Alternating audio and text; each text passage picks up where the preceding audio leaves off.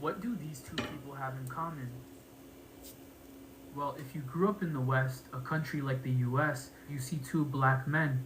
If you grew up in South Africa, you would probably see a black man and a colored man, two different racial categorizations. Oh, let's talk about it.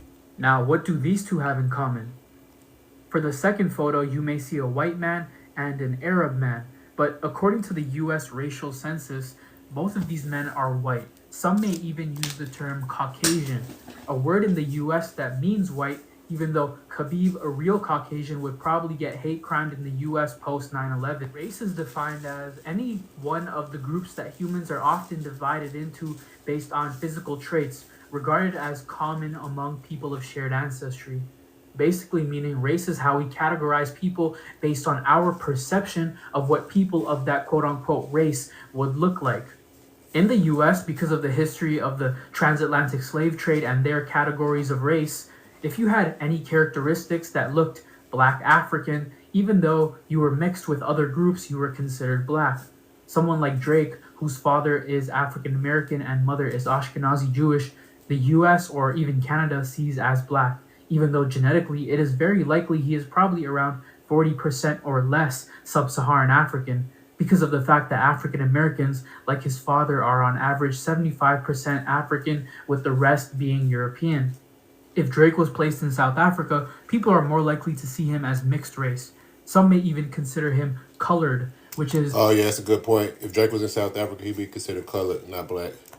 It's This was the big thing that, who was that? Tyler had everybody going to see all the black Americans was like, what you mean you're not black? Black Americans don't have a lot of understanding of race or ethnicity outside of America because, you know, that's the education system they're indoctrinated in. And Americans, specifically black Americans, we think the world revolves around us. Own racial community in South Africa. Now, the idea of race has existed for millennia. One group sees another group that is distinct from their own, that looks slightly different from them, and they consider them and their peers a different race. But the way we define race nowadays has a lot more to do with Europeans and how they categorize people with the conquests of different European nations. Ethnicities Many people believe that race was biological. Ethnicities are distinct from race. Race is, like how you say, it's fairly old. The concept of it is fairly old. Ethnicities is fairly new. But it's just a revised version of race, but not to incorporate the racist part, right? So just more so like shared commonalities, language, culture, of course, phenotypes. Yeah. Logical. What do you think creates brown eyes and dark hair? Well, we're looking at it. It's the juxtaposition of the earth to the sun.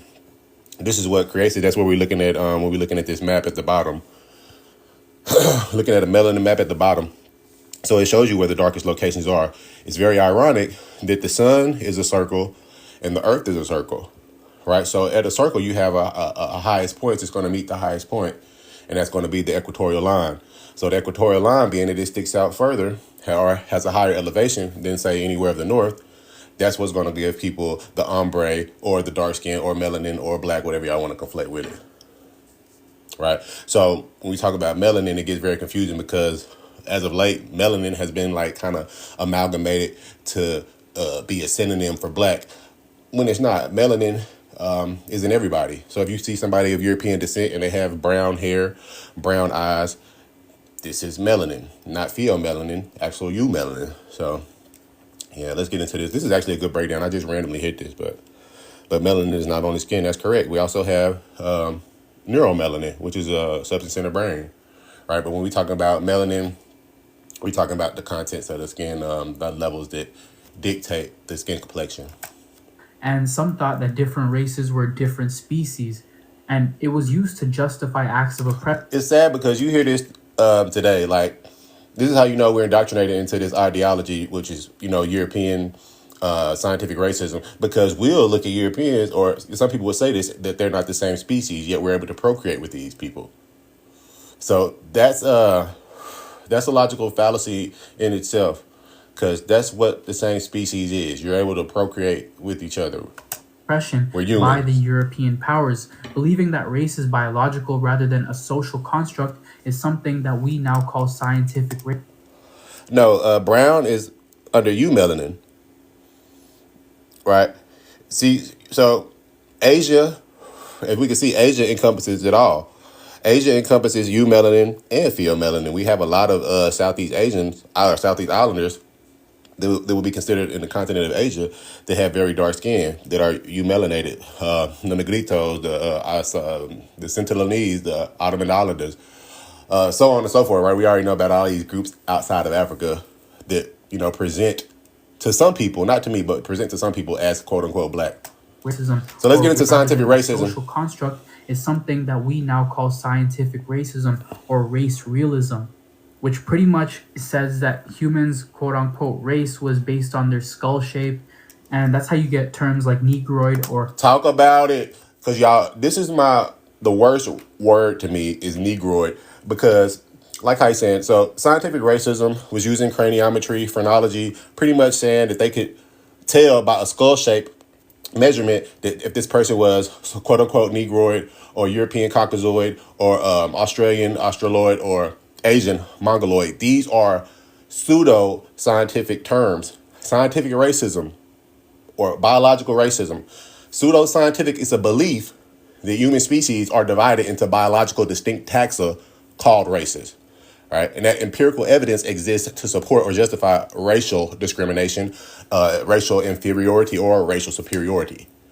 This is what they use. This, along with like the Kersham, white man's burden, all this, what they use to justify colonialism. So it's so sickening when I hear black people or people of African descent perpetuate this word negroid. But let's get into it. Biological rather than a social construct. He said, and that's why God said in the Bible that I am. Yeah, you are. Yeah, this has nothing to do with the Bible, actually. This is just history. It has nothing to do with the Bible per se. But we can get into how they use the Bible, how they use the Catholic Church, how they use papal bills to justify colonialism. And ultimately, that's how we got indoctrinated into like spamming God all day and having all this Bible talk. Because obviously, prior to being subjugated and forcibly trafficked to America from West Africa, we wasn't practicing, their spirituality. But this is another reason how because we haven't done our due diligence on it. So this is why, like further evidence to prove that, we have been, through chattel slavery because we're not educated even in that religion. You just believe it and you don't really do your due diligence on it to see that it comes from ultimately, the Germans and the Anglos, the English translation from these Germanic tribes. Conflated with the Gothic or the Latin version, conflated with the Greek version, and then the earlier Hebrew version, which nobody reads to know what they're talking about anyway. But these people come out of Canaanite mythology, but we'll get into that another day. Is something that we now call scientific racism or race realism, which pretty much says that humans, quote unquote, race was based on their skull shape and... Igbos and the Ethiopian church. So when it comes to, like, at least my life, I'm black. So I kind of focus on black people. Ethiopians wouldn't matter, right? So even when it comes to Ethiopians, they like to claim this Bible and having a Bible early on. They get the Bible from literally Syria. Syria is more so the native land of where the biblical story happens in Syria, the Levant region. We're not from there. We're not from the Middle East. So like I said, I'm black. Black people are 75%. He talks about it in here. Did he already say it? 75% biologically associated to West and West Central Africans. The other 24% is Europeans forcing their DNA into our genes. The other 1% is the Native American that a lot of people like to claim and say their grandmother told them that they was mixed with what? Cherokee? That's how you get terms like negroid or Mongoloid, Caucasoid. We all came from 8 tribes in Africa. No, it would be impossible to trace the tribes that we come from in Africa. Oh, no, actually, no. Hold on, you may have a point there. Because if you're talking about like the Khoi and the San Bushmen, you may have a point there because we can trace that biologically by the percentage of people who have their DNA in them. So yeah, I haven't looked into the specific 8, but you may have a point. Australoid. Black does not equal African. Yes, it actually does. So a lot of people want to conflate black because black has literally in the English Oxford Dictionary 47 different definitions. So people like to loosely conflate the definitions of it when they know we're talking about black people. We're talking about black race. Some of these people even conflated with the etymology.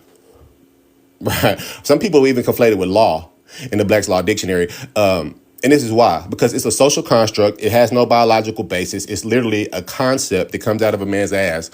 So it has no real innate application. So it's causing a lot of confusion. Just like all the racial terms, Latin, Hispanic, American, all these terms are confusing because they're not innate. Like, if we was going to be fair, we would say we're human. But it's causing so much confusion. But yeah, black means sub-Saharan African origins or descent. Literally what it means. And we'll get into it because we're talking about the race, the advent of race, the social construct. Literally, black is a color, not a race. Black is a color and a race. If I'm saying it has 47 different definitions, that means it has 47 different applications. Do not conflate, do not amalgamate, do not merge, do not tie these things in together when they're not supposed to be. You know what I'm saying? They're not saying you're the color black. Of course, initially, they're using these descriptions. But in the 17th and 18th century, when Johann Friedrich Blumenbach and Carl Linnaeus and all these anthropologists, zoologists, really, coming up with these terms, pseudoscience, race, red, black, yellow, everybody has a color. Asians aren't yellow, right? Native Americans aren't red, but this is what they're naming it off of. And this goes with this melanin map. Okay, so we got to tighten up on our scholarship, and we can't be trying to conflate black with a color because we're not saying, oh, Europeans, they're not white, they peach. We know white means of European descent. Just like we know black means of South Africa. I said South Africa because people be crying about the Sahara. South Sahara, African descent. etc. Now, some of you may be wondering, how is this racist? I was taught this. And I won't lie, I've seen a lot of grown people, grown men and women talk about these quote-unquote races many times, and it's a shame because this idea of race realism has been denounced by the scientific community since the 1940s. 1940s, that was hella early. I know generally it's very recent. 1940s is fairly recent either, but it's more recent than that, especially when you go into the Human Genome Project and then like having objective empirical studies where they show you that humans are 99.9. That means all the differences, the distinctions that we want to have, at least genetically, are 0.1% distinct. Think about that. And I'm not saying that's not accounting for a lot of differences in that just that 0.1%, but you got to think. You're just trying to beef with people. You just want us versus them. And this kind of gets into like the same story of like how race exists, like in groups, out groups, tribalism. And, you know, this is primitive, but it comes to a point where like we got to wake up and smell the coffee. Like, this is not productive. We are one people. We got one place to go. I think it's because we look at the earth like it's so big. It's like we can go to Mars. No, it's only one earth. So just imagine that if you was living in one house with these people, it's nowhere to go. You're trying to G-side people off the planet, and it's immoral. Anthropologist Franz Boas and biologist Julian Huxley and Lancelot Hogben being some of the earlier critics of race. I'm glad they mentioned Franz Boas, but I'm going to stop interjecting. But Franz Boas is used in a lot of these pseudo practitioners' regurgitation. They think that Franz Boas is an op. They think a lot of people of European descent are an op just because they're European. And it doesn't work like that. That's why I say you gotta tighten up. You gotta be, you know what I'm saying, just real. If a person is true, honest, correct, then, you know, they can get the business. Don't got nothing to do with their, you know, their background. Unfortunately, I know y'all would like to subscribe to race because you've been indoctrinated in it for centuries now. But yeah, you're mixed. You're admixed. Facts. Yeah, you're admixed. Race realism. In the 1950s, UNESCO released the race question, reading, "The biological fact of race and the myth of race should be distinguished. For all practical purposes, race is not so much a biological phenomenon as a social myth. So why does race not exist? A Nigerian man is genetically different from a Swedish man. 99% of their genes are the same, whereas 0.1% of their DNA is responsible for their physical differences." Hold on. Ain't that what I said? Their differences in skin color, hair texture, and even athletic ability. In our society... Oh, he said even athletic ability. Now he's talking about the slow twitch muscles and the fast twitch muscles. I had looked into this. Yeah, down to everything, the phenotype, the hair, and it's all based. He said there's only one race, human race. Shout out to you, Danielle. And the world could be so much better if we realize this, because the only thing that's separating us is these physical appearances and ideological differences. Once we come to like the physical understanding, like, okay, biologically, we are human. We look different, but damn, you do got hair. You got 10 and 10. I got 10 and 10 too. Okay. we similar. We speaking to each other. We can procreate. Okay, I guess we're all the same. Once we get that into our thick skulls, then we got to get over our ideological differences, our geopolitical differences. We really just got to get educated, is it? But because it's like everybody likes to talk about like NWO and Illuminati and Freemasons, like the real enemy is the knowledge gap. And we need to close that now. Let's get into it. Nigerian man is a black man. An Ethiopian man is also black in our society, yet the average Habesha Ethiopian is actually genetically more closely related to many Middle Eastern groups than... Oh, he ain't not lying here. We had this conversation the other day. Ethiopian actually came up on a panel, and he was like, yeah, I'm not black. This is because in America, we subscribe to black and race as racial term. That's why we don't know what to say when we talking about Asians or Native Americans even. We don't know what to say. We don't call them a color. We refer to them by either their country or their continent. Same thing with Ethiopians. They more so align with their ethnic group. And it's like I say, it's 3,000, over 3,000 different ethnic groups in Africa.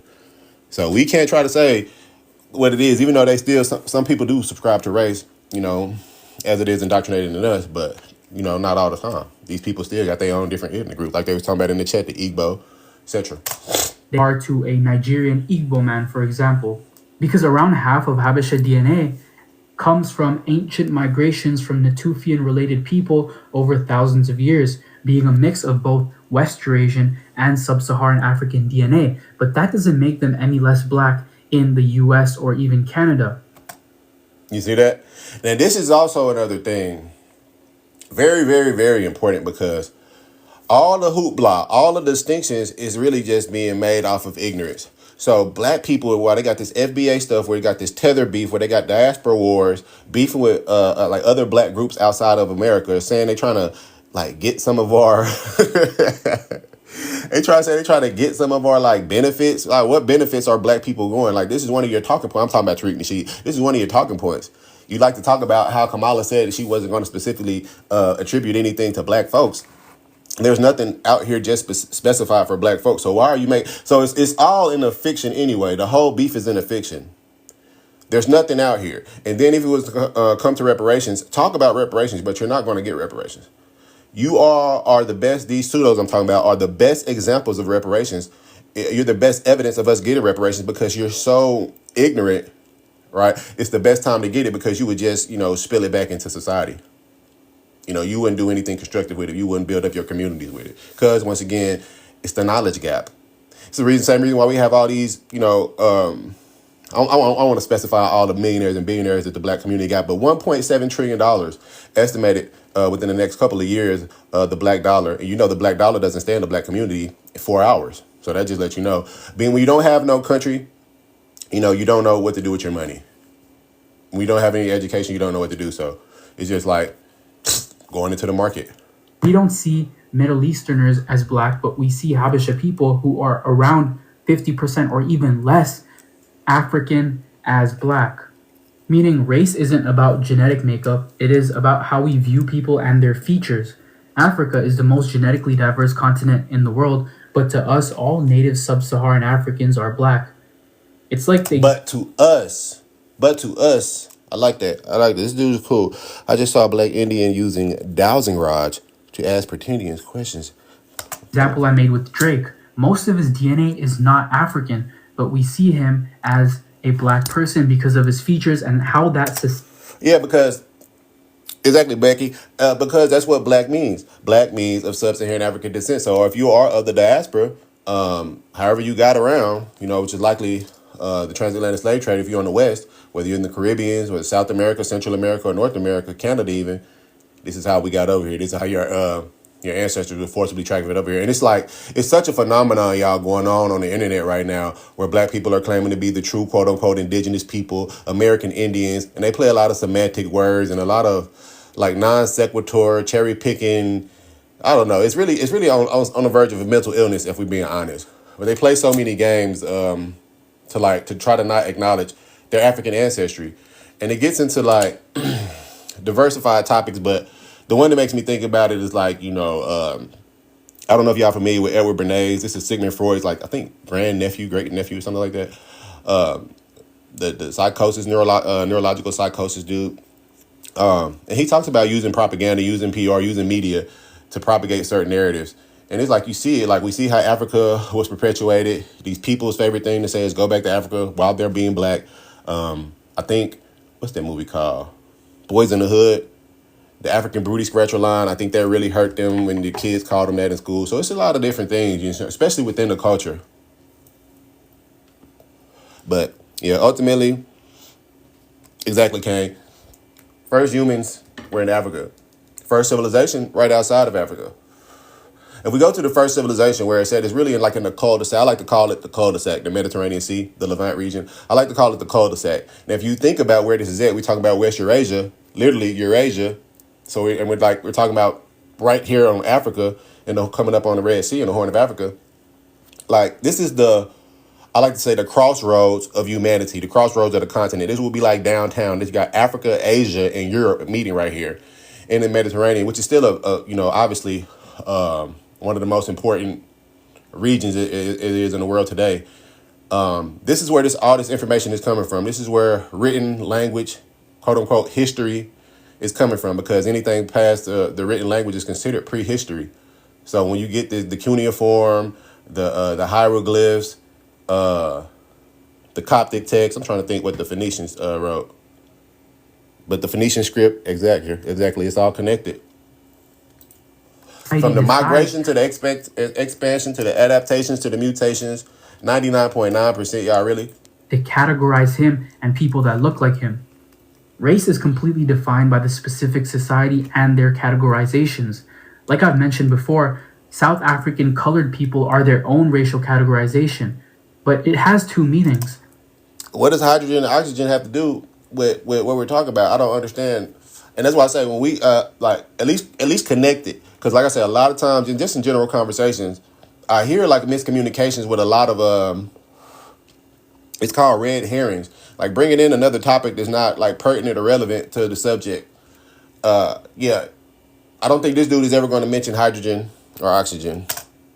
Someone that is mixed, usually with black and white or Indian or Malay. There are Africans with Asian features. Oh. And so we be talking about the Khoisan people, and when we're talking about Asian features, we really want to say epicanthic fold. So we can look into the epicanthic fold and how they get this gene variant. So if we look at the similarities, it's going to be the migration and the climate. Let's look into it real quick. Let's take a little side mission real quick. And see what's the cause of the epicanthic fold. Or I'll go ahead and look it up, but let me play the video till I look it up, because I got to switch. Is colored, like Trevor Noah or Tyler. But colored is also a very specific community in South Africa, like the Cape Coloreds, who are descendants of hundreds of years of mixing of the native people in the West. These people are likely to be seen just as black, but not in South Africa. Ethnicity is also a social construct. However, there's much more of a correlation biologically with ethnicity and genetics. This dude is actually cooking. I like this. In South Africa. Ethnicity is also a social construct. However, there's much more of a correlation biologically. Well, I tell you, our ethnicity is new as well. Let's get into the epicanthic fold. Hold on. Okay, yeah, something went wrong, y'all. Hold on, we gotta stay with the video. With ethnicity and genetics. But this depends on the community. For example, many would consider Latino as an ethnicity. Latinos are from Latin America, and the Latino identity exists because of Spanish colonialism, with Latin American people being very diverse. Hold on now, the dude is really cooking. This is what I was talking about with Hispanic Latinos. So even when we talk about Hispanic, obviously we're talking about Spain, but a lot of us conflating that with Central and South Americans. Same thing with Spanish, Spain, Latin is in Rome. Literally, Latin is talking about Rome. Talking about the same language that the English language is composed of what? 33% of. Latinos are from Latin America, and the Latino identity exists because of Spanish colonialism, with Latin American people being very diverse. The average Latino is mixed, usually with indigenous American, Spanish, and even African. Most Mexicans are mestizo, mixed with indigenous and Spanish. Mestizo is indigenous and Spanish. So when it comes down to these, this is a very interesting topic, because phenotypically, like, the distinction is very easy for me, at least, to see the difference in someone who has more indigenous or has more Spaniard ancestry. It should be obvious right there. These people who are indigenous, they've acclimated to this latitude for tens of thousands of years. So you can kind of see it. But a good example will be Canelo. Even though Canelo, his ancestors likely came over here later with the Patricios in the American Indian War, because they ended up like going anyways. But anyways, yeah, you can see right there, like even though he's quote unquote Mexican or Hispanic, he's not indigenous. Dominicans are usually African in Spanish. Peruvian Latinos, indigenous in Spanish. Dominicans are usually African in Spanish. Peruvian Latinos are majority indigenous with a smaller percentage of Spanish DNA, whereas Argentinians have high rates of Italian and Spanish DNA. Even though there's a lot of genetic diversity in this region, they are all considered Latino. Same thing with Arabs. An Arab from Saudi Arabia. This dude is cooking. Like I did my little version and he did his version. It's pretty hard. Just labels 100% Kenny. I wish, if it was up to me, it would be a lot of education that's needed first. Because like I said, it's a lot of ethnic, quote unquote, cultural, quote unquote, all these differences. But it's really just based in biases. Like, I don't know. It's really like if we got to do something on tribalism, because tribalism is really where it's at. If you look into tribalism and chimpanzees, that'll really break it down. Not to say we're like monkeys, because I hate when people conflate evolution with saying the humans are monkeys, because we're never monkeys, none of that. But it's just, you're able to see that this is in mammals. This is in a, like, I don't know. It's very primitive, but, it's in mammals. This is what people do. They get in sets. They start the set trip. Is genetically very different from an Arab from the Levant or an Arab from the Maghreb. A Moroccan person that identifies as Arab will have majority of their DNA from Amazigh populations. I think Amazigh is actually the indigenous people too. Arabs from the Levant, like Lebanon or Palestine, will have majority of their DNA from ancient Levantine populations. That's the OGs people. This is what we're talking about. The Levant people. This is where the whole core story of the biblical narrative derived from, in the Levant. So, just so y'all know, these are people. These are people, And just look like Eurasian people to me. Persians, what's the ones? Most of these Armenians, all them people. Now Arab groups became Arabized with the spread of Islamic dynasties post 7th century. Now Arab their DNA from ancient Levantine populations. Most of these now Arab groups became Arabized with the spread of Islamic dynasties post 7th century.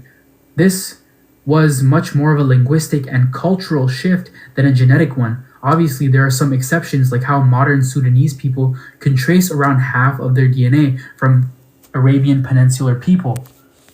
But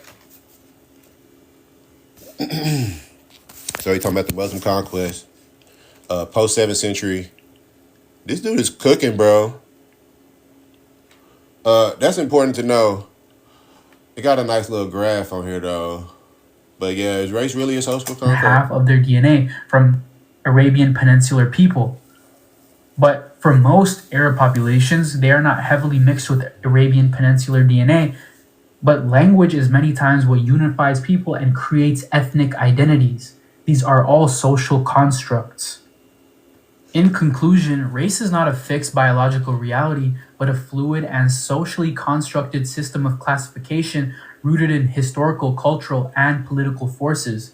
What one society sees as two people of the same race, another may see as entirely different groups, revealing that our understanding of race depends more on context and perception than on genetics. Despite what pseudoscientific theories once claimed, modern science has shown that genetic differences between so-called races are minimal and do not justify the rigid categories that society imposes. Our fixation on physical traits, shaped by colonial histories and power structures, has led to deeply ingrained systems of inequality and misunderstanding. I'm gonna play that back.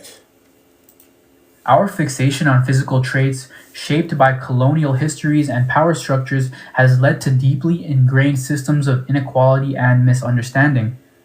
Recognizing race as a social construct doesn't erase its real-world impact. It does. Now, this is very true, y'all.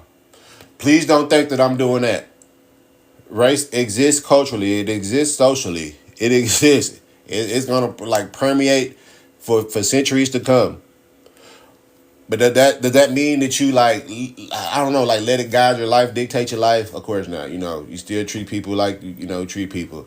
Just depends on your demographic. Really, just depends on your what part of the world you live. Cause you'll have somewhere like I'm looking at they got a picture of New York right here. I'm looking at New York. How you gonna be racist in a place like New York? It's gonna be hard to be racist up there. You got to be somewhere where it's more segregated. Helps us understand that these categories were created, not discovered, and can be dismantled. Only by understanding these myths can we move toward a more accurate and equitable understanding of human diversity. Boy, that dude right there, he cooked right there. W Mans, let me go ahead and give him a subscription. That is race really a social construct? So yeah, that was really what I just started off with. I wasn't expecting y'all to get here. Appreciate the likes, y'all. Tap the screen. So yeah, normally this is kind of like my pages to really, unfortunately, don't forgive me if y'all thought I was mature, but it's to troll people who are who subscribe to fictions and fallacies, and got the nerve to spread misinformation on the internet. Because it's no fact checkers about this shit. It's crazy how much misinformation is spread, and sometimes looks like the reach is pushed when the information is so fictitious.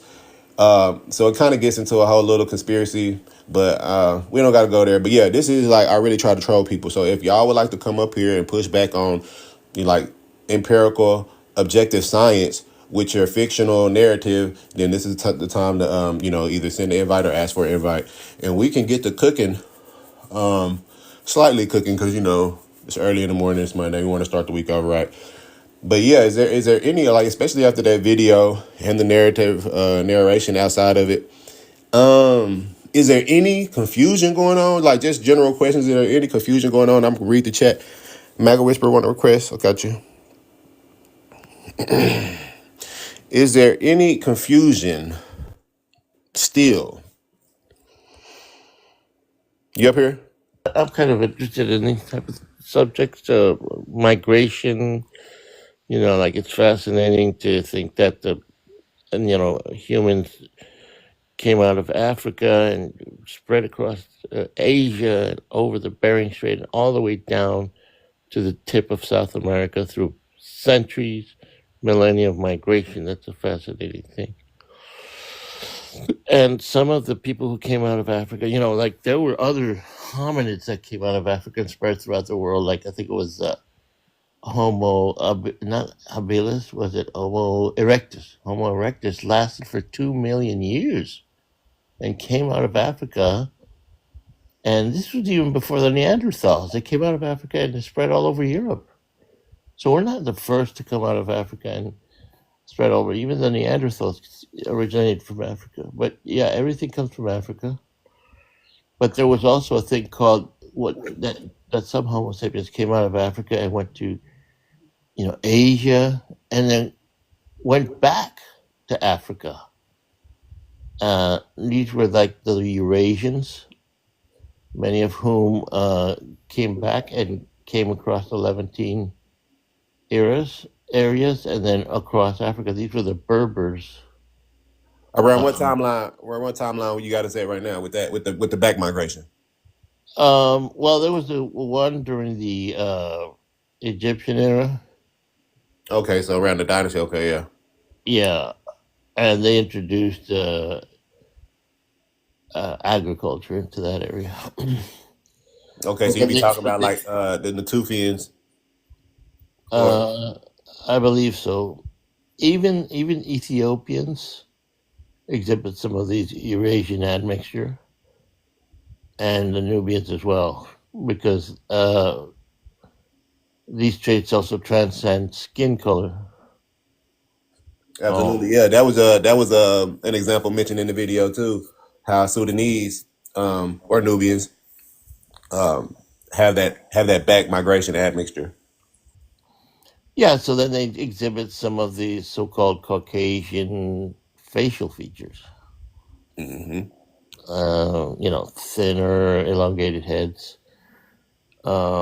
And this also, I don't know if you've ever seen the Fulani in Nigeria. Mm-hmm. Yeah.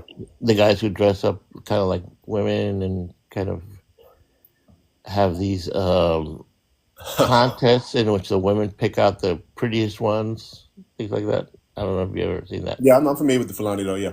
Yeah, the Fulani men. Apparently, they have some of these Eurasian haplogroups, and then exhibit those skull. In other words, those traits, those facial features. So it's Yeah. So skull shape is gonna be dependent on a couple of things. Yeah, if you're gonna have a people there that share genetics, majority with a certain ethnic group or culture or geographical region, like East Africans, then yeah, they're going to present that. But also, just to be clear, because a lot of people conflate a few like outdated studies when I'm talking about like craniometry and phrenology and pretty much like scientific racism, looking at skulls and trying to claim that they're of African descent solely based because they've adapted to the equatorial line. It's like in South America. So in South America, they've had some studies, and they was like, okay, well, this is quote unquote negroid, and we kind of went over those terms earlier, how these are like outdated, as they was to justify the European oh yeah, superiority in yeah, some yeah. I cases. mean, they don't usually use Caucasian anymore. They use Eurasian, or they don't talk about negroids or Mongolids, Right, um, exactly. because those are outdated concepts from the 19th century anthropologists that try to say that the Aryan race was a master race that came out of Northern Europe and was the one who established the major civilizations such as the Egyptians, Greeks, Romans. Hmm. They were trying to take credit for all that, and that came out of um, an inferiority complex because the Vikings and the Norse were always blamed for their excesses across Europe. You know, they were made fun of as barbarians, so called. And then some anthropologists say, no, we were the great cultures. We were the ones who came out of Europe and went to, it started with the Aryan invasion theory out of in India, Hmm. um, and how that great society, that rich, society with all their literature, they try to take credit for that. But I mean, even though you can say that the Norse, the northern people are also late Eurasians who lost a lot of their melon because of the cold weather and the lack of sunlight. Yeah, and They're not. In other even words, speaking to the invasion theory, the Aryan invasion theory, Max Mueller actually rejected his own aspects of his own hypothesis. right, that the Nordic people were the Aryan people, because yeah, even the Aryans are actually, and this is why I hate misinformation and propaganda, because that's what Small Mustache, that's what he subscribed to. exactly He was indoctrinated into misinformation and into conspiracies. Actually, Aryan is literally referring to the Iranian people, y'all. right. That's literally it's what Iran means. Aryan. Is it possible to ask, I guess, the host and the MAGA whisper guy a question? You both seem informed about this. But you were talking about, like, skull shape, which I have seen where, it seems, I guess, not related and used for a lot of, like, race science and all that stuff. But when I took biological anthropology, they told us, oh, well, the occipital bun, that means Neanderthal DNA. So there is something, right, to skull shape, right? Or Yeah, so yeah, the distinction is cranial morphology and I think it's craniometry and phrenology. So those are the distinctions. So cranial morphology is what you're talking about. That's a legit science. okay. Yeah, but it does oftentimes get conflated with phrenology or craniometry. And it's kind of like, I don't know if y'all seen Django, just to give it like a layman example of it. In Django, the scene where Leonardo DiCaprio invites Jamie Foxx character and the German in, and he points to that skull, and he said, like, at the back of this skull, this is how you can tell that the African is supposed to be subjugated to you. And it kind of goes back into all those ideologies of like scientific racism. So aren't a lot of these things like real sciences that get into the hands of laymen who then like completely bastardize them? Like it's like astronomy versus astrology or something. Like I think it's the other That's way. I kind of think like it's that. kind of like, just to be honest, it's like Pseudoscience. honest evolution of science, because they don't have like certain technologies. So that, we're trying to figure out things, trying to understand why man is diverse and distinct. But when you don't have the technology, you oftentimes you're going off assumptions, and I don't know, honestly, ego. Go ahead, Magda. No, I would just say that, for example, the Schmatzis would always point to like the Nordic people, like the Swedish and Norwegian, with their elongated face. I don't know if you remember the actor Max von Sydow. He played the Exorcist. That big, tall Swedish, long-faced character with the long skull. They have like a elongated skull, a lot of back skull. And I say, yeah, that's the perfect guy. That's the typical, in other words. And it turns out that elongated skull is very prevalent in Africa, all over Africa. So they were saying, yeah, the elongated skull, that's what you want to hear. Well, that's all over Africa. Oh, but that's the wrong type. Not like us, that was all crazy. They had these images of like, good-looking people, candidly good-looking people, but there's good-looking people all over the world. If you bring out your best-looking people from any group, any ethnicity, and say, well, see, we're the good-looking people. We're the master race. Obviously you're not going to bring out your ugly people. well, that was my only question, and yeah, thanks for answering. I didn't realize. I was like, what are these distinct terms? I was like, I know that one is not the okay one, the phrenology. Is that what it's called? Right, yeah, phrenology. Craniometry, and pretty much it's kind of like how they was talking about with race and ethnicity. Craniomorphology is more so an updated version, not associated with the pseudosciences or with the trying to make superiorities or inferiorities out of supposed racial groups. Yeah, I mean, they would May I come ask a out question? and Can I actually ask a few put questions? calipers on people to see what. Well, Yeah, well, sure. Go thank ahead. you. Go ahead. I'm Ask gonna your drop question, down. please. Thank you. I appreciate you, Arnold. Yeah, what's up, Prumi? So I want to know why, the dark skin and Afro hair wouldn't be possible in North America, and I also want to know what the DNA testing mean when they say for entertainment purposes only. Have you ever done your genealogy? No, I have not. Okay. I just want to make sure. You want to answer that question, Red? Yeah, sure. So DNA, when it comes to DNA tests and entertainment purposes only, they're basically giving you a legal disclaimer for the medical portion of it, because on DNA tests you can get, from your DNA you're most likely to have freckles, or you're most likely to be prone to diabetes or whatever. And the problem is with that is that even though it gives you correct data in those readings, people will take that, and instead of going to seek professional medical advice, think that they can treat themselves from what they get from a commercial DNA test. So yes, they have this disclaimer saying, for entertainment and purposes only. It's just a disclaimer, but that does not talk about the inaccuracy of the DNA tests themselves.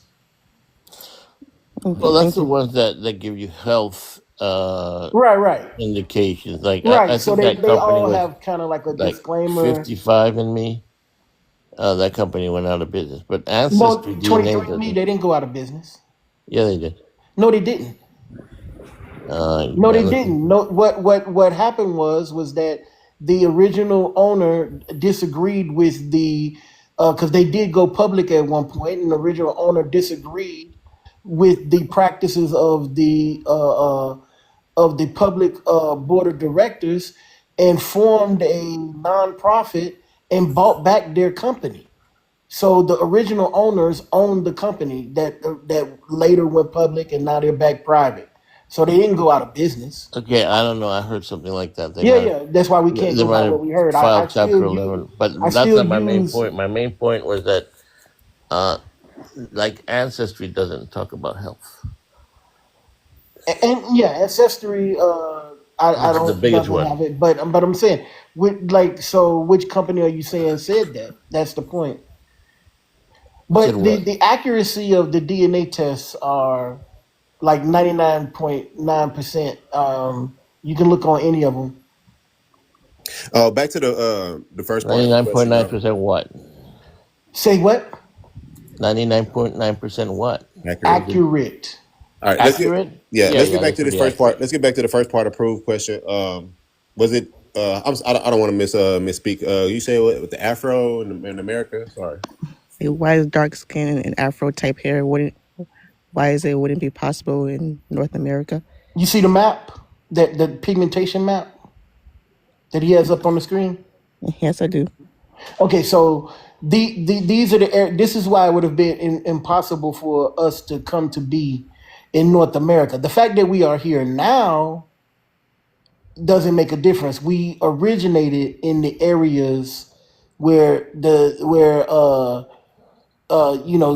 to proximity to the equator, diet, and all of that contributed to us having darker pigmentation and kinkier hair or coilier hair, depending on how you phrase it. But no, we could not have come to be in the continent of the United States. And then even when you look at Native Americans, they have and I can't remember what it's exactly called. They have this quick reaction. They have this gene that enables them to adapt to weather switching, being that we have 4 seasons here.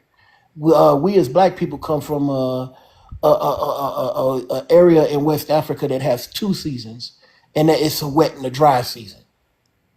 So we could not have come to be here. So I like to say this part too, just to add on. I'm sorry, Denai, you want to say something? You sound muffled. Okay, I There you disagree go. with everything that Red just said. I'm not even sure if this is the right panel for me. I saw that you had different skin tones and different types of melanin associated with different continents of the world on a map. Did you create this map, or this is something that you're using as a reference? This is Yeah. This is already on the internet. This map is our melanin map is already on the internet. So Um, it's called a melanin map. right. Okay, You can download a recent one. that's very, very, very interesting. I'm gonna have to move on because I actually don't think this is the right panel. It is actually the right panel for you. You're actually the target audience. But when it comes to cognitive dissonance, when we're confronted with things that we can't articulate ourselves out of, we get to it like a fight or flight response. And we either want to get aggressive or we want to run, because we can't have like these discussions. And this is the problem with the community. A lot of people are ducking conversation. If we have a disagreement, let's present our evidence. It shouldn't be opinion based. We can like go to the definitions, go to the origins, find out what's correct. We don't have to get frantic, flustered, and leave. I mean, I'm a cool guy. Maga, what's up? What do you think? Well, I mean, I think that maybe I don't know if she might be on the FBA bandwagon, saying that African people were indigenous to the United States, or what they call sub-Saharan African. I don't know if that's the correct nomenclature. Are indigenous to the United States, but it's not really borne out by the DNA itself. I mean, most Black people derive their DNA from Africa. I mean, Yeah, I didn't hear nothing that Red said was triggering, at least not for me. But I was going to say this: a lot of times, some people make conflate like the people of the Southeast Islanders, the Negritos, the Sentinelese, the Ottomans, even the Australians, associate that these people like look more so closely related to Black people of sub-Saharan African descent, and think that the same thing is possible in America. The only thing is when you get to looking at the evidence, like the archaeological evidence, the human fossil remains, uh, um, we get to see like it's nothing over like 20,000 years. So what does that mean? We have to follow the back migration. Follow the back migration, and it's going to take you through the barren land bridge. These are where these people genetically attached to. Like anything else, unfortunately, is a conspiracy. If you can't articulate it, and you gotta like crash out, you gotta assess that. And that's just being fair. I'm not trying to judge, or even though it may sound like it, sorry if I do, but just being intellectually honest, let's address information, frankly. How are these people, how are we getting here in America, like prior to being forcibly trafficked here? It's going to be a oral tradition story.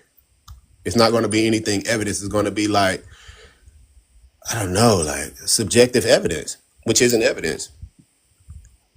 But then now we can definitely have a conversation about it. I mean, you're definitely my target audience. People who have gotten, finessed, honestly, by what social media propagates in their algorithms. Because I'm familiar with Dane Calloway, Tariq Nasheed. I can name hundreds. We can name hundreds of them, but I mean, there can be an argument made that they were indigenous because they were here, they were present prior to the establishment of the United States. that, Who was indigenous? yeah, he's it's a semantic. I don't want to get into it. Or more like native. Yeah, it's the same thing. It's the same natively. thing. He's meaning what he's saying is they can say that it's the same thing that kind of was confusing when when Tariq said it a couple times, and Claude Anderson even said it.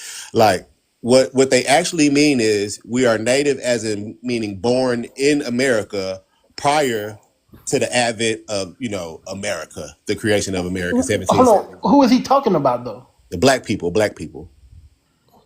But it's What black? It's a semantic game. No, it's not literal. He's Oh, talking when about. he's talking about like native Chicagoan or something like that. No. I'm Exactly. talking about No, yes, what you're talking about. Being black born people who were brought here prior to the establishment of the United States. Yeah. And you're saying they can technically claim indigeneity. Well, nativism. Yeah, Because let's just even not say it because the white that's what I'm saying. people. It's too confusing. I understand what you're Well, I mean, So I have a question for Red and Dadon. When are you guys going to give up your birthright in this country and head on back to Africa? why would I Since give up that's my where you birthright come in from. this country and head anywhere? I can tell the truth and don't have to go anywhere. So if that's the scholarship that you come with, No, I'm not coming with any scholarship because it's 4:45 in the morning here. okay. And So well, I don't worry have about I don't where have I don't have where I everything up and reside. running. Well, in that So case, Hold on, Red. Let her talk. well, I was about to yeah, say, just in that case, I don't don't have worry I about don't where have I my Red. Hold on, Red. I Let don't her have my talk. document I don't have my documents ready at the moment. So I'm probably gonna have to come back. Maybe when Dadon goes live another day. Okay, yeah. But And I'll be here. but the way in which you all want to plant roots on another continent, and I'm not even sure if Africa is a continent at this point because there's so much genetic diversity. They want to change the map to show the real Africa because they say this Africa we see here in this picture is way larger. So this might even be multiple continents over there. And you don't really know which part you come from. You're saying you're connected to West Africa. You don't know where those West African people really came from. I actually do. You actually do. You actually know where the West African people. Okay, yeah. So this is the the soil. point. They had to have Ma'am, come from you somewhere. asked a question and then you Just like keep we talking. came So from you're gonna somewhere, have to they pause had at to have one come from point. somewhere too. Hold on, You're Red. gonna Let her cook, because you know what I'm saying. It's early in the morning. We got people listening to her. Like let people listen to this perspective. I'm wondering why your goal in doing all this is to remove us from our homeland where we have hundreds of years of generations of ancestors buried on this soil, blood, sweat, and tears. And you all want to take everything that we've done on this continent, on this other hemisphere for the past 500 years and give it away because a Nigerian came through and want to scam you. I really want to know. I'm sorry, I know you were gonna say that. I really want to know, like, who want to scam you. They want what you have so bad. They What? want to scam you out of your birthright. Who did any of that though? Who did? They've created all these institutions to try to convince I think we gotta. I think you're doing go into straw dual man. citizenship With Africa.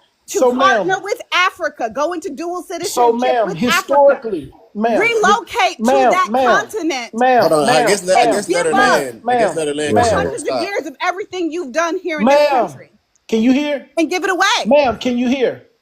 Yeah, I can hear and I can. Okay, so good. Historically, when has any of our people ever claimed to be indigenous? Where are her historical figures claiming to be indigenous? Name one. Pretty much all of them until Jesse Jackson. Which one? Before Jesse Jackson? All of our people, whether they were nobodies or whether they were name one. I said one. Figures, you said there's a lot of them. Name indigeneity one. Until Jesse Jackson. Jesse Jackson one. got up there and told the whole world. Ma'am, name one. Name one.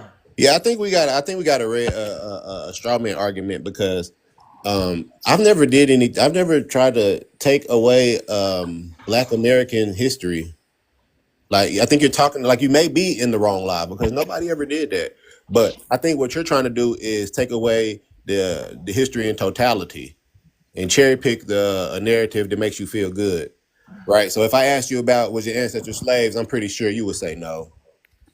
Right. I mean, if I asked you, are your ancestors prior to them being forcibly trafficked to America, were they of African descent? You would say no. You would deny actual reality.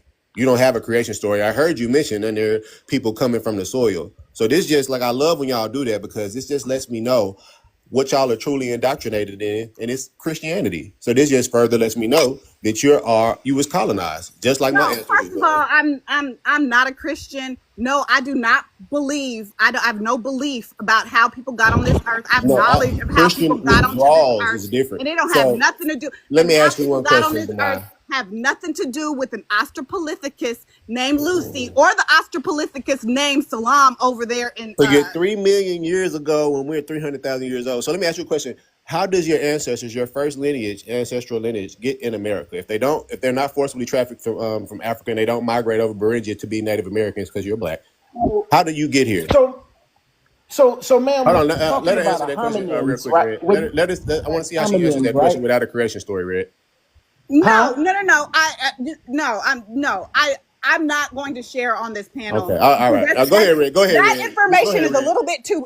Go ahead, Red. You was right. Trust me, it's way too powerful for anybody on. Okay, so how did I know? How did I know that though?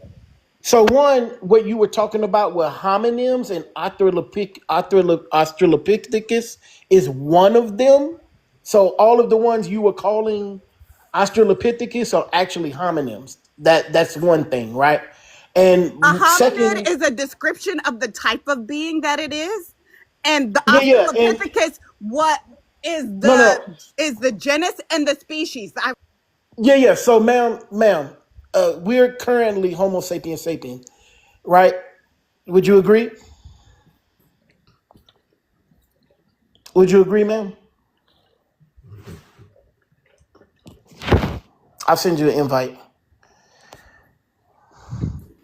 What was the last thing you said? We are Homo sapien. We all as humans currently are Homo sapiens sapien. Yeah. I'll go with that. Okay. Because you got to get on the same page about something. Right. That's a type of hominid that are walking around on this earth that have language, bipedal, all Right. these That was people an that we earlier, can all mate with ma'am. one another and mix and make other beings that are just like us. We'll say we're all the same species.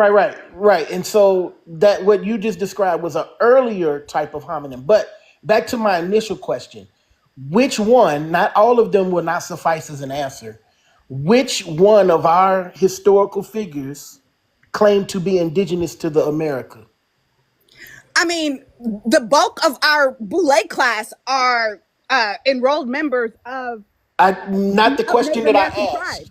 The Not the bulk of question them. that I The asked. bulk of them are. So they Not the all question that I so asked. most of them claim it.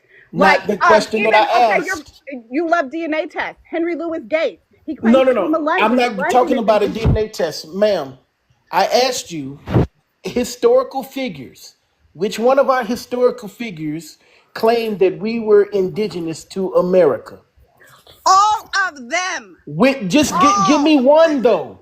If it was all of them, give me one. Okay, Frederick Douglass then. When did Frederick Douglass say that we were indigenous? Look, I'm gonna have to. I've read the books. I'm not gonna be able to pull that up like right away, right now. Okay, But so I know I'm I gonna get know. back to you. I'm gonna get back Okay, to you on so that. being that you don't have it, I know what you're talking about, and what Frederick Douglass was describing was that the American Negro had been removed from Africa so long they could not go back to Africa and be African because they had been removed for so long. That's what he was describing in the verse in the phrase Yeah, that you're and talking and about. the Europeans can't go back to Europe and be Europeans, Oh, so and you agree? The Siberians can't go back to Siberia and be So you agree? Siberian. Okay, and So you agree?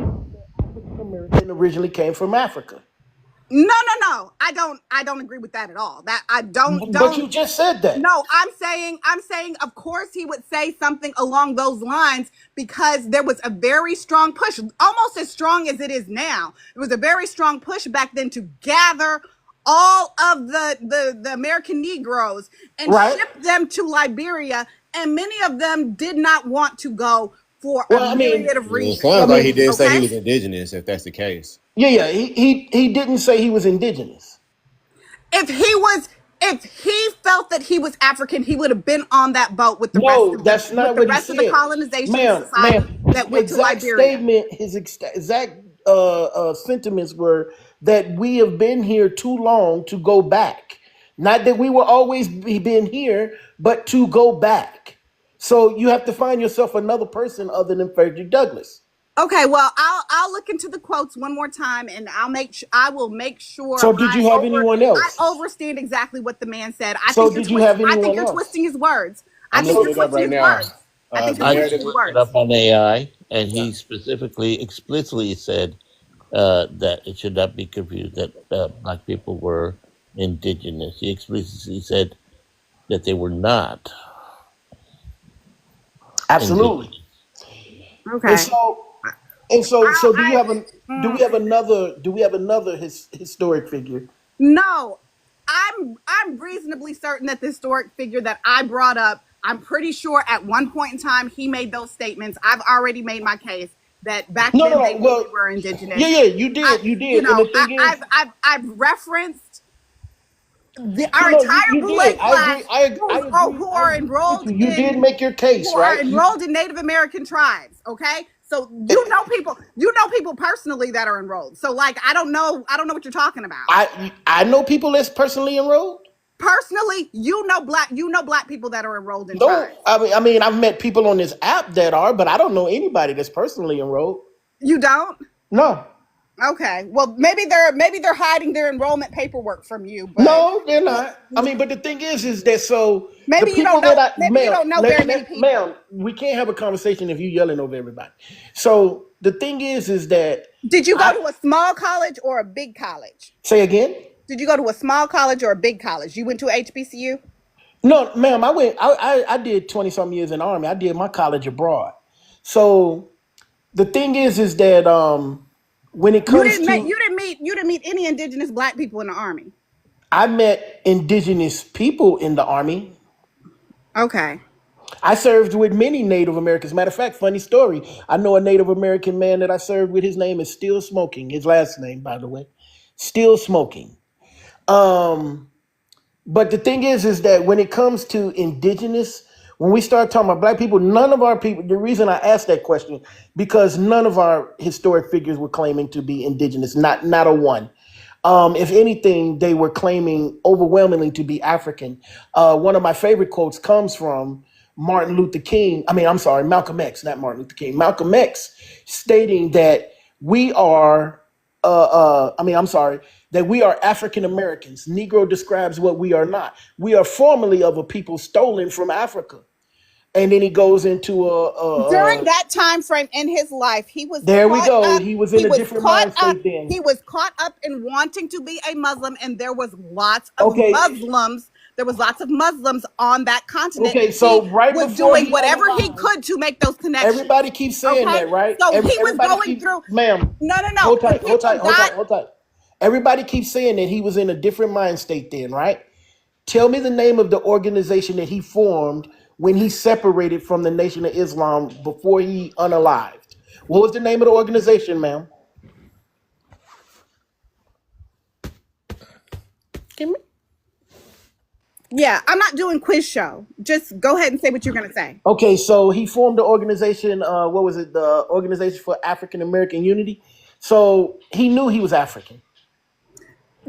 He was a seeker throughout his life, and I know about that because I've been through them phases where I'm out here seeking, trying to connect with this, trying to connect with that. He was trying to do a lot for our people within a very, very short time frame. Ma'am, you indicated that Just was because he went through a phase in his life where he identified ma'am. strongly with I African get it. I identity get it. You does said that not it was mean Ma'am, that it's not. First he of was. all, if you're not an African American, he was not your people.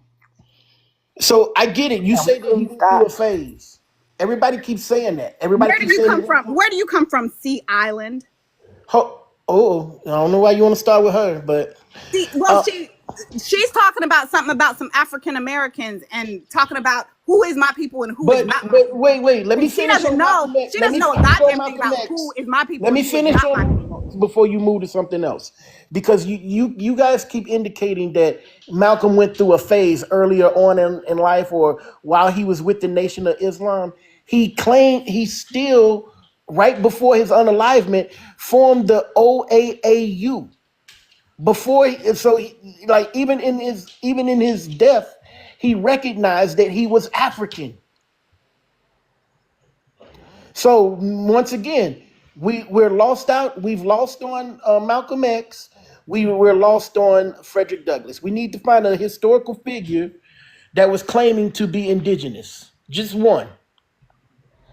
Because the claim earlier was that they all did, but we can't find one yet that claimed to be indigenous. Okay, Red, you've got it. All of our people were African. That's the reason why when they had plenty of Claiming opportunities to get our. on a boat and Ma'am, you're head home indigenous. to shut up, Sea Island. I'm Who talking. you? Wait, hold on, hold Shut on, up. hold on, hold Hold on, Shut up. on, hold on, Okay. hold hold on. on, hold on, because You we're not gotta gonna be exercise disrespectful. manners. We're not gonna be She's disrespectful. interrupting. Let her deny land. Deny. Be respectful. Thank you. All I'm trying to say is when they had the opportunity to board that boat and head back and form their own colony in their home, it was their homeland. Their homeland was Africa, Mama Africa. They were going back home. They had the opportunity. The government was financing them. The rich people in this country, in this newly formed country that wanted them off the land, they were financing them to go back to Africa. Why didn't they go? They wasn't though. Miss their families? I They think wasn't. it's They what want Red to was be just with their talking about people. when we talking about the historic. Why would they want to be That here in doesn't. this That's a country non I'm gonna sequitur. answer your That question. wasn't what they did though. people That's that a were non See how strangers? we sequitur. That's messing a up non Why would they sequitur. stay See how here we messing with up people that are history? amongst strangers But to that them? doesn't. You're Why messing would up they history, plant ma'am. roots here? Why That's would a they logical people Ma'am, come you're fallacy. here? messing Why up wouldn't they history. go home? You're making up your That, own history. That's not what happened. Yeah. We did not have an opportunity to go. We The had free plenty of people of opportunities. color that We were had able plenty to of go, opportunities. We had the free colonies. people of We had color who were able to that go opportunities doesn't went. galore make to head back. black people indigenous. Stop.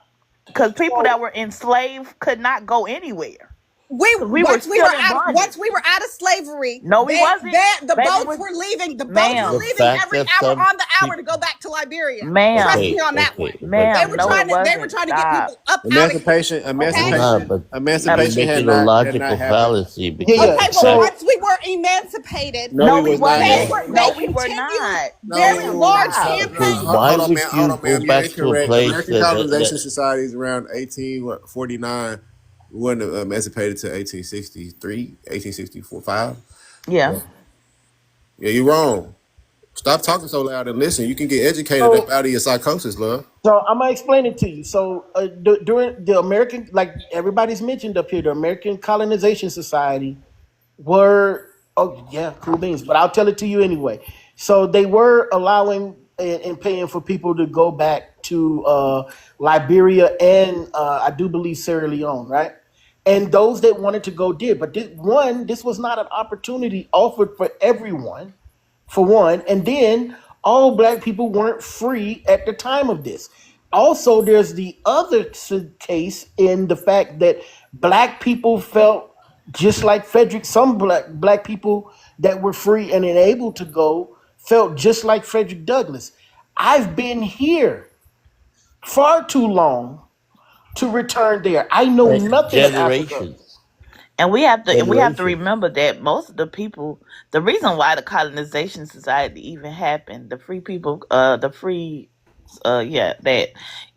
even happens because Virginia was trying to get rid of all they black people because Virginia was overwhelmed with black people. That was the reason why they even came up with the little situation. Yeah, Come but it's on also now. it's a logical fallacy to think that just because some black people didn't want to go to Liberia, that makes black people indigenous. I mean, it doesn't. Yeah, you know what? That is a good point. Just because they didn't want to go doesn't make them indigenous. Right. So at this point in history, right?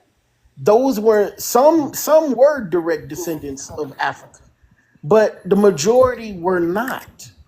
They had never been born in Africa. A lot of the people that chose to go back were a couple of generations in or direct descendants. I mean, or directly from Africa. I'm sorry, but the ones that were not, they were like, we don't know nothing of that place. Just like African Americans, some African Americans today, or black people, depending on what they want to be called, they don't want to. Why would I want to go to Africa? Everything I know is here. My granny was here. My great granny was here. But with that said, that does not make you indigenous to this land. I mean, people that look like us are indigenous to this land. My admixture, my DNA is indigenous to this land, sir. You can't find my DNA in Africa. So have you did a DNA test? Yeah, you can. Yes, sir. With what 21%. company? What company? 23andMe, sir. And you don't have? You mind putting it on the screen? Because I got mine. I don't have the I don't have it, but I did it a couple years ago. Yeah, Yeah. all you got to do is log in. No, I don't have access to that. So yeah. No, you got access. If you lost your password, all you got to do is fill out right quick. Takes 2 seconds. I don't have access to that email, that Gmail address. I don't have it anymore. Yeah, I know. I just did this. All you God do is click. damn. There's a Your tab dog that you ate it? click. Yeah, There's a he tab gonna say that his you dog click. ate it. I have no access to this email address no more.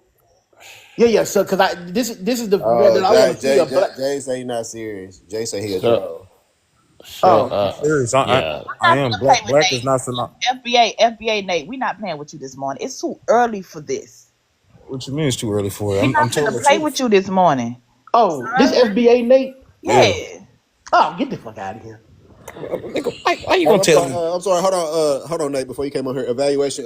What's up? You want to add to the conversation? Yeah, actually, I did. I'm a Black woman myself. And I find that I don't know how we were supposed to. It was really just adding on to that last bit. You guys already kind of moved on. I'm sorry. Just how would we be so inclined to go back when our language was stolen, our spiritual practices were stolen, the kingdoms and places that we once knew had been eroded. Belgium was already taking over for me personally, it was Congo. They were already in there. They were just kicked out of there. What was there to go back to exactly? You're right. Hey, Dundada, you got that? I saw that you had it up. I was about to go get it. Did you have the exact phrase that Frederick Douglass said? That's just my take. I'm gonna go. Thank you, guys. Mr. Red, I don't think I got question. it No for the trouble. fight. I was Mr. bouncing Red, out. I could probably what pull it was back up though. Y'all, when y'all like Frederick to spew y'all love the and comment and then want to run. That is crazy. whenever Frederick I Douglass? don't Oh, just go ahead. stay. I don't mind staying. I just didn't want to step on anyone else's toes who wanted to come up and add. Man, we got 2 boxes open. Stay as long as you like. Make yourself at home. So my question is, when was this so-called African American thing invented? That's my thing. Because So you mean African Americans? That was invented as soon as Africans were pretty much brought to there. Or do you mean the term itself? the term itself, yes, sir. Oh, I mean, but the term itself has nothing to do with being indigenous. So why would we talk about the term in African American when the real question is what's the evidence of African Americans, Black Americans, or FBAs. indigenous Black? Where's the evidence? That's what the real question is. Where's the evidence of Black people being indigenous? So, Red, I just want to say that I was briefly looking up that specific gene you was talking about that Native Americans have, and I found out it's like a genetic variations. And the reason why Black Americans and people of African descent don't have it is basically because they didn't need it because they were in Africa. You know, Africa is Absolutely, you're correct. I just couldn't remember what did you find out the name of it? This is genetic variations. Like Well, they there's able a to there's adapt a to colder specific climates. name for it. That the ability that Native Americans have to adapt to the warmth and the cold at the same time because they grew up in this 4 season. Well, I mean they evolved, not grew up, evolved in this 4 season climate. And like I say, in West Africa, pretty much they only have 2 seasons: a wet and a dry season. And so it's not the same seasonally here. But when you start talking about either health or anything, we're pretty much allergic to this side of the world. We have vitamin D deficiency because we don't receive the amount of sun that we would, or the type of sun that we would receive in West Africa. So that's I why was a trying to lot ask you of that us, question under the comments too, about the vitamin D deficiency. yeah, that's why we're vitamin D deficient in this, especially depending upon where we live. Now, there are exceptions to the rule because you got places like California and Florida where you're exposed, Texas. but still there's variations. But like where I live in Colorado, I'm always vitamin D deficient because of that. I mean, even with sunbathing.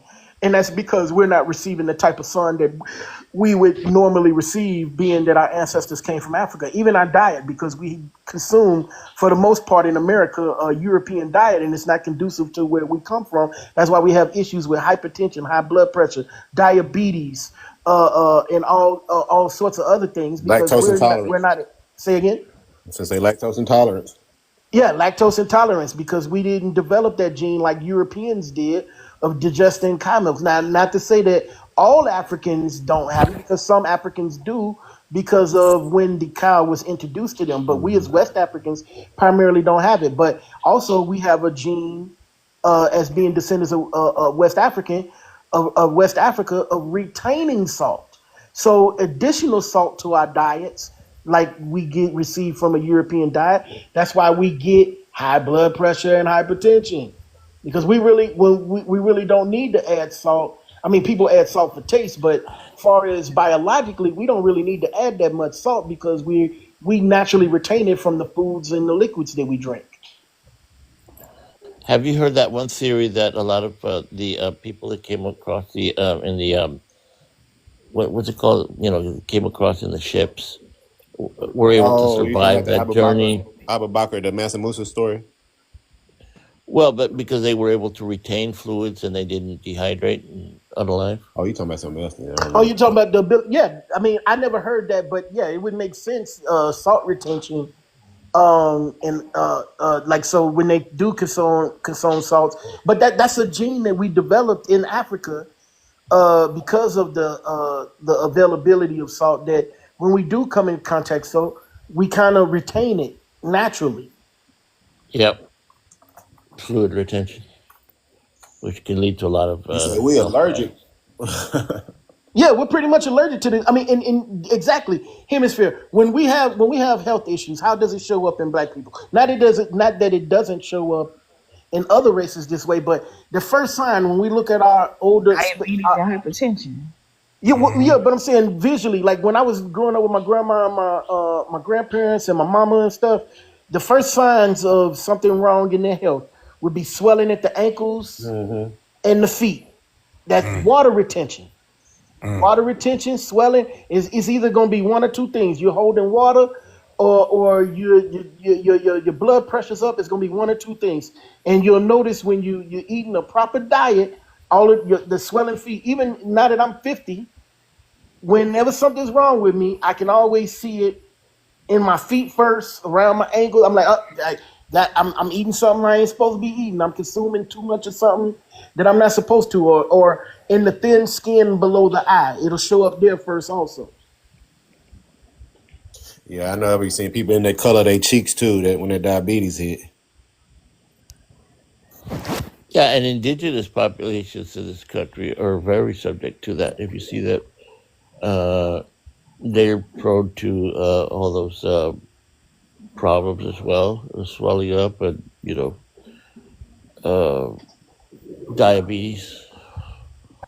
Yeah, Yeah, because they eating the same things we eat. We eat like them white tea people. Like fried bread is not an indigenous thing, Yeah, and it's they not just good for Native associated Americans. with the indigenous people. Yeah, the Europeans gave native when they were moving them around. They gave them flour and sugar and salt, and they came up with fried bread. But that's not an indigenous thing. Right. Like how soul food is associated with black people, but it's mainly like European for the most part. Yeah, for the most part. It happened yesterday. Hey, don't start that. Hey, Don't do that. don't start that. Well, you. It's like you had to fight black people about their soul food. It Yeah. happened yesterday, actually.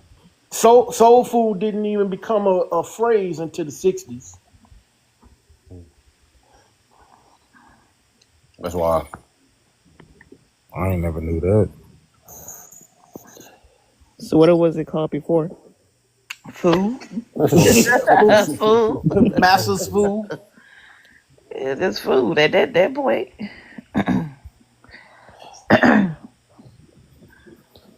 Yeah, like rice and beans, which is prevalent in my culture. Plus protein, that's a double whammy. That's too Now much. rice is our thing. Now, I don't know. Now we got a monopoly on rice now.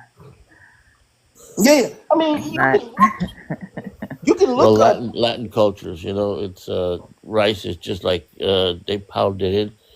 Those little styrofoam trays. Uh, we put the rice in the main compartment and put the meat in the side compartments.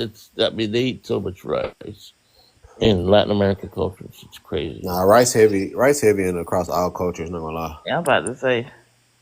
Yeah, I mean, there's nowhere that I've been in the world that rice wasn't a But part of the. was rice present in Africa? Yeah. That's one Yeah. continent. I have not been to the continent of Africa, but I mean, I've been to Kuwait, been Saudi, been Afghanistan, Iraq, Korea, Germany, the Netherlands. I've never really been to a country that rice was not. At least most of the countries that I've been to, where rice was not the main staple. Well, rice was big in the Carolinas. I believe that they had a rice culture, but in the north of the United States, it was not. It was rare. It was mostly potatoes. Yeah, because in the north you couldn't really grow rice like that. Cultivate Right? rice. You gotta be in a certain kind of climate and a certain type of. That's why they picked who they picked to come over here, Yep. to bring over here for the rice, for the sugar cane, for the tobacco.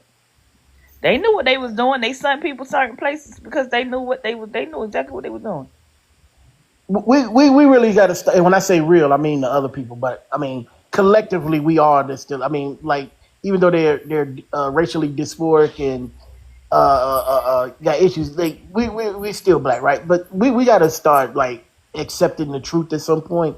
that there's a reason why So you're the Eskimo black. indigenous black is an argument that's only on social media and that it's not in the academia, why it's not taught in school, why you don't have a case before the Supreme Court or a local court for that matter. It because you guys are loud and wrong only on TikTok. Y'all are never going to take legislation before any magistrate and say we want our land back.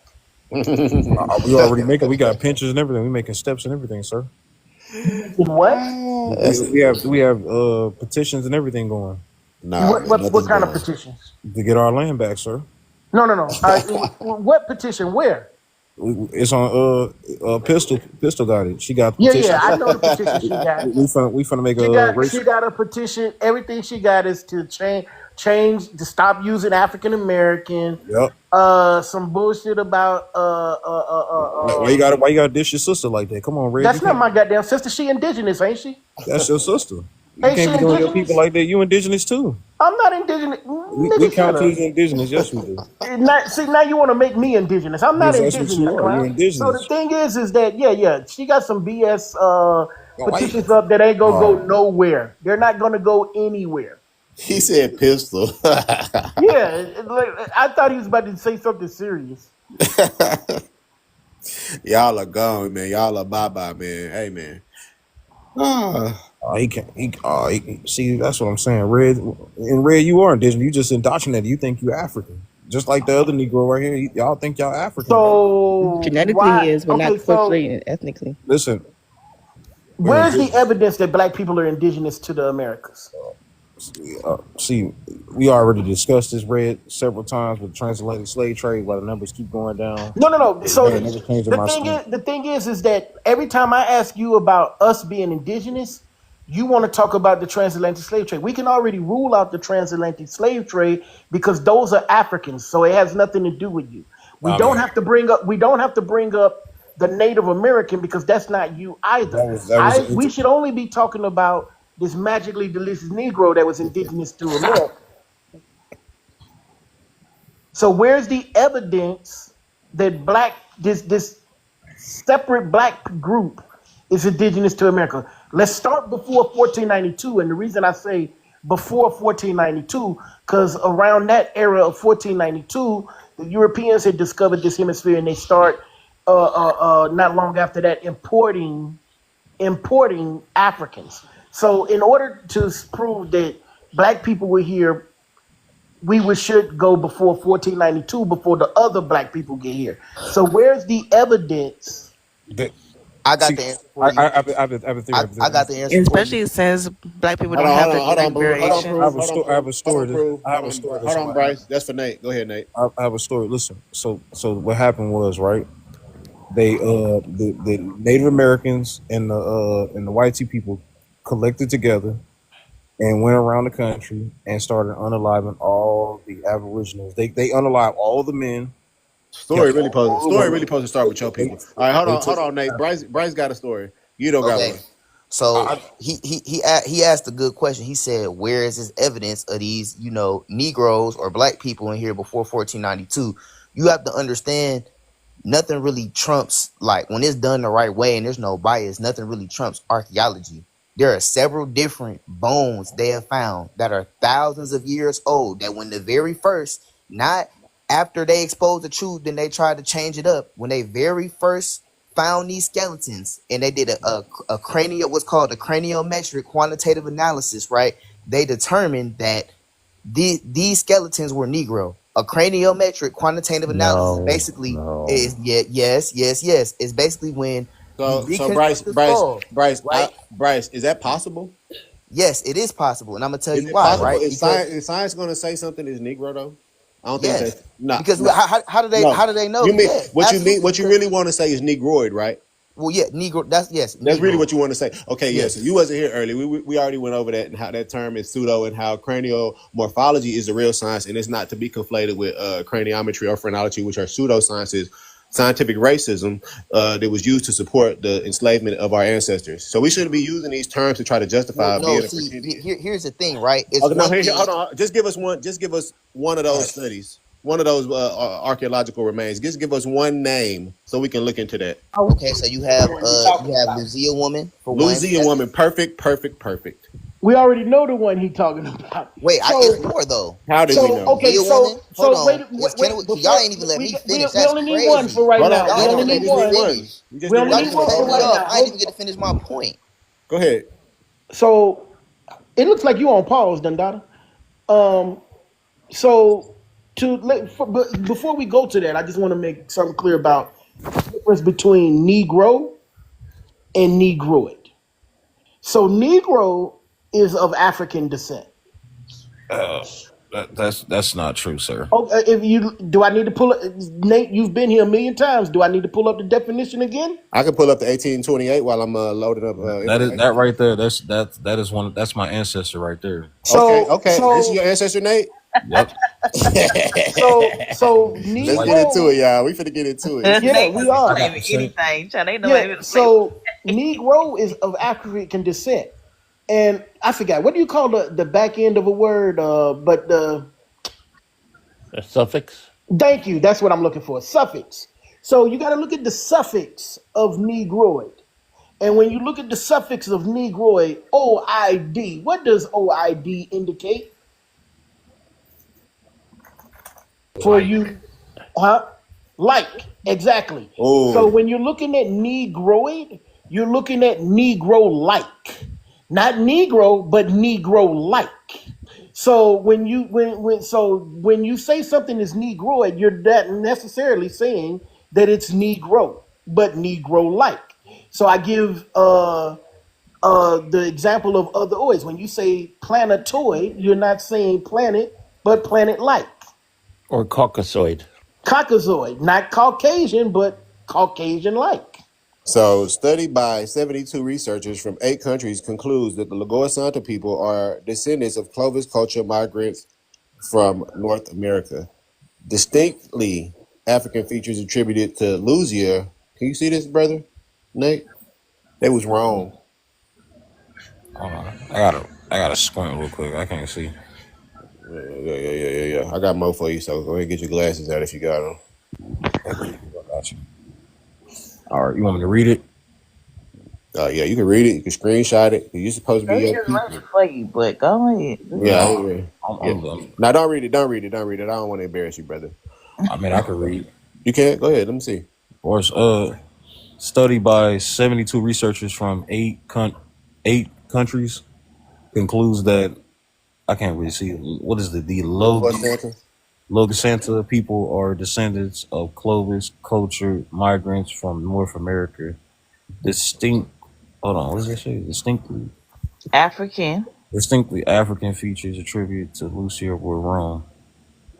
Oh, okay. I'm about to get off this shit. Y'all got it. No. You stay your ass right here. You stay your Well, ass right he here. told you. He told you didn't have to read it. You wanted to read it. Listen, man. You wanted to read it for yourself, bro. Let me pour my own poison. I got you. Come Let on, me get Nate. some more. Let me get some I more. keep Hold telling on. you.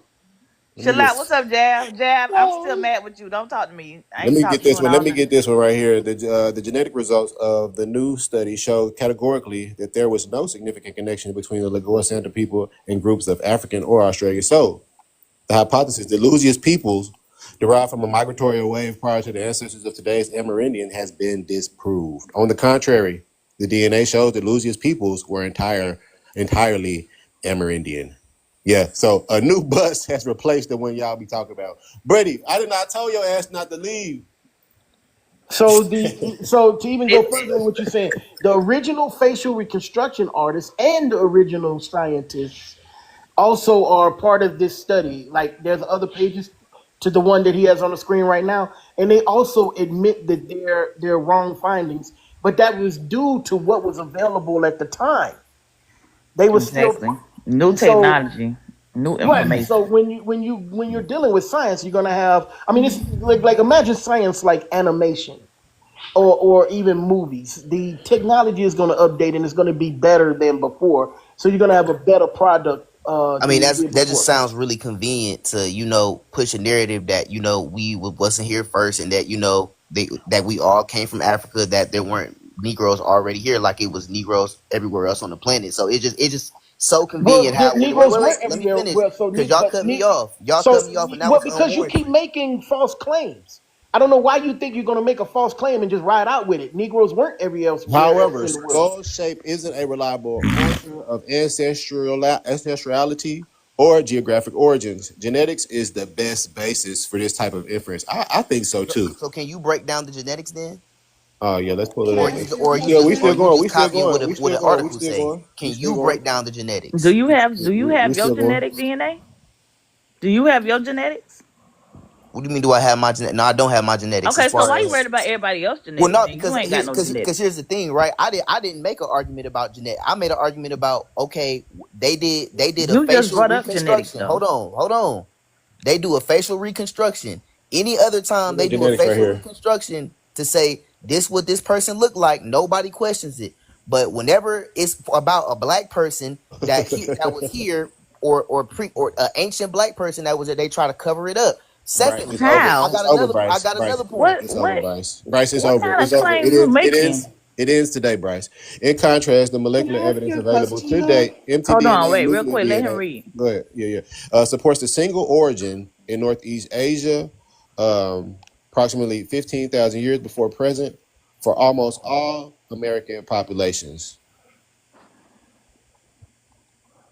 followed by local diversification, probably with the exception of the Esquimau and the Dean groups. Particularly, mtDNA studies have detected four major Pan-American founding haplotypes: A2B2, C1D1, which are also frequent in Asia.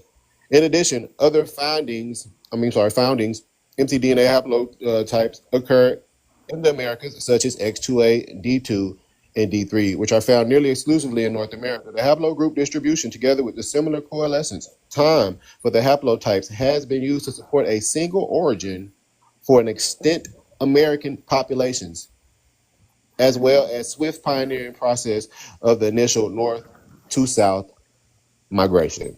So what this is the genetics right here. So this is letting you know that all of the mtDNA found in the Americas, like there's no archaeological finds that you can name that are not going to backtrack to the origins of Asia and the subclades in America.